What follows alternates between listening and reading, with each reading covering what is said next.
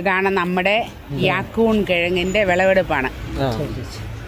നിങ്ങളുടെ പേരെങ്ങനെ? എൻ്റെ പേര് രമേശനും മാരിയപ്പനും.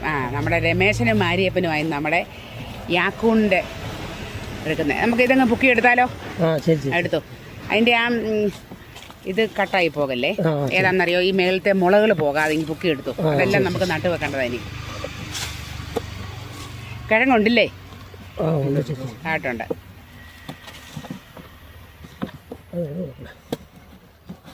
സാരമില്ല, ഇങ്ങ് എടുത്തോ. കാണട്ടെ എല്ലാവരും. ഒരു ചെറിയ മുകുളം വെച്ചതാ. ഓക്കെ, ഇത്രയുണ്ടല്ലേ.